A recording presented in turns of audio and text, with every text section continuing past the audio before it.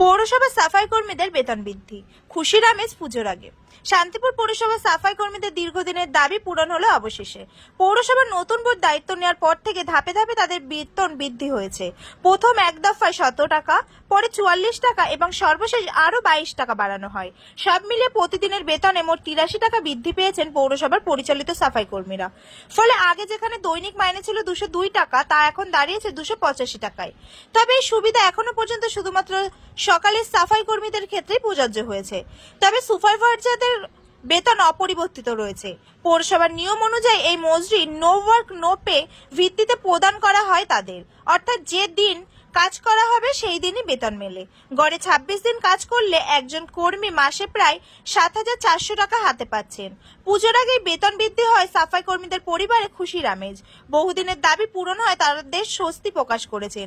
পৌরসভার আধিকারিকদের বক্তব্য, মুখ্যমন্ত্রী মমতা বন্দ্যোপাধ্যায়ের মিশন নির্মল বাংলা সহ বিভিন্ন প্রকল্পের আওতায় কাজ করা এই কর্মীদের দাবি যথাযথ ছিল, তাই তা পূরণ হয় আমরাও কৃতজ্ঞ। দীর্ঘদিনের পরিশ্রমের যথাযথ স্বীকৃতি হিসেবে এই সিদ্ধান্তকে স্বাগত জানিয়েছেন কর্মীরা।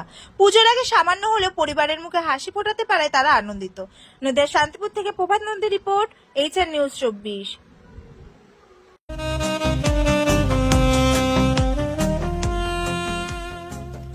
সর্বস্তরের ক্রেতা বন্ধুদের শুভ কামনায় বাবা লোকনাথ বাইক পয়েন্ট। আমাদের এখানে যে কোনো কোম্পানির বাইক ক্রয় এবং বিক্রয় করা হয়। অবশ্যই মনে রাখবেন, ফাইন্যান্সের সুব্যবস্থা আছে। প্রোপাইটার দিবাকর দেবনাথ ওরফে বাপি। Mobile number 9002195367। আমাদের ঠিকানা ১২ নম্বর জাতীয় সড়ক, শান্তিপুর বাইপাস, পাওয়ার হাউসের নিকট, শান্তিপুর, নদিয়া।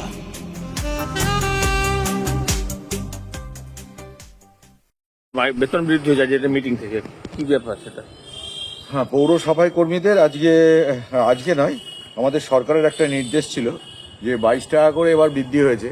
এর আগের বার ৪৪ টাকা সরকারের নির্দেশে বৃদ্ধি হয়েছিল এবং প্রথম আমরা যখন বোর্ড আসে তখন আমরা ১৭ টাকা বাড়িয়েছিলাম। তারপরে সরকারের নির্দেশে ৪৪ টাকা বাড়ানো হয়েছিল। আবারও সরকার একটা গভর্নমেন্ট জিও বার করেছে, তাতে ২২ টাকা করে সমস্ত কর্মীদের, মানে যারা এসবিএম, যারা বালতির লেবার এবং যারা সকালে কনজারভেন্সির কর্মী, তবে সুপারভাইজারদের নয়, যেটা বালতি সুপারভাইজারদের নয়, কিন্তু কনজারভেন্সি সব কর্মী, ড্রাইভার থেকে শুরু করে যারা বেড়ে কত হলো এখন? বেড়ে এখন হলো, আগে ছিল ২০২ টাকা, তারপরে আমাদের বোর্ড টোটাল ৮৩ টাকা বাড়ালো। প্রথমে ১৭ টাকা, তারপরে ৪৪ টাকা, তারপরে ২২ টাকা দিয়ে ২৮৫ টাকা হলো লেবারদের প্রতিদিন। আচ্ছা, এটা তো নো ওয়ার্ক নো পে নাকি? এটা নো ওয়ার্ক নো পে। আচ্ছা, তবে যদি আমরা দেখি হিসাব করে যে ২৬ দিন কাজ করে ৭,৪০০ টাকা পায়। তবু পুজোর আগে এটা তো একটা ভালো। পুজোর আগে এটা ওদের অনেকদিন দাবি ছিল, আমরা ওটা দিতে পারছিলাম না। এটা আমরা খুব আনন্দিত।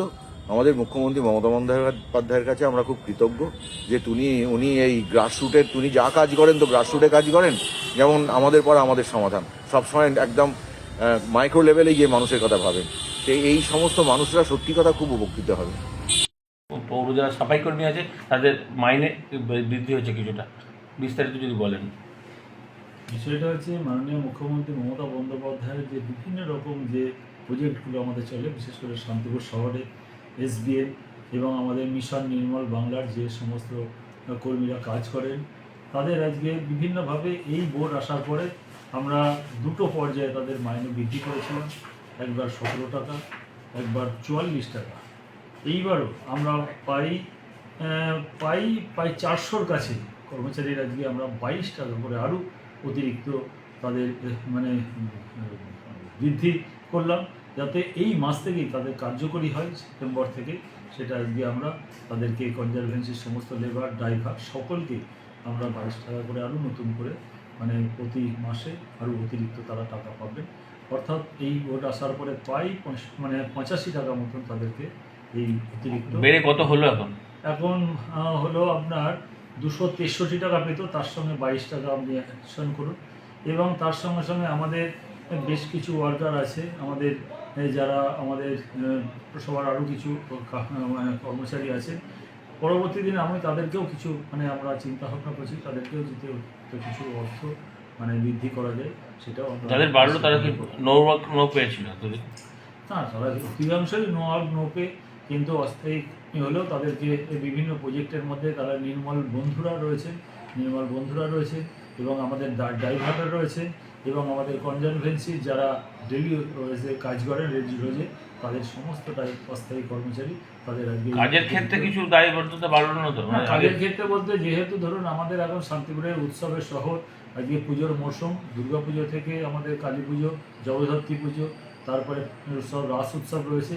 স্বাভাবিকভাবে আমাদের যেটা জোন ভাগ করা হয়েছে 5টি জোন, ইতিমধ্যে সেগুলো ভেঙে দিয়ে যাতে যে সমস্ত জায়গায় মানে দুর্গাপুজো বাঙালি এবং বাংলার শ্রেষ্ঠ উৎসব, সেই সব জায়গায় কোনো রকম যাতে অসুবিধা না হয় তাদেরকেও একটু অতিরিক্ত তাদের কাজেরও একটু টাইম আমরা বৃদ্ধি করেছি এবং সেই বিষয়টা তাদের সঙ্গে সুপারভাইজার এবং আমাদের মিশন নির্মল বাংলার যারা রয়েছে সুপারভাইজার তাদের সঙ্গে আমরা কথা বলে বিষয়টা তাদের সঙ্গে অ্যাডজাস্টমেন্ট করে যাতে আমরা এই পরিষেবাটা মানুষের কাছে পৌঁছে দিতে পারি।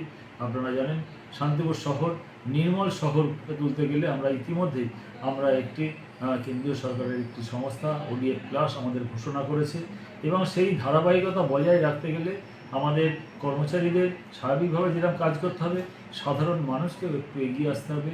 নির্মল শহর গড়ে তুলতে গেলে সাধারণ মানুষের সহযোগিতা ছাড়া সেটা কোনো মতেই সম্ভব নয়।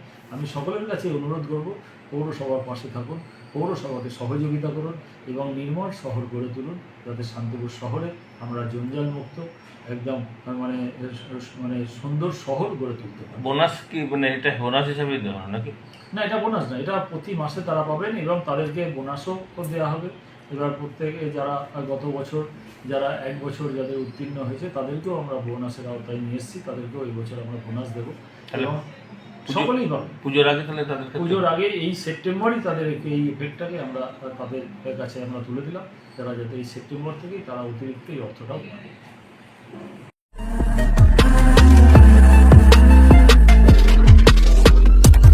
নমস্কার, আপনারা দেখছেন HR নিউজ 24, সত্যের লক্ষ্যে মানুষের পাশে।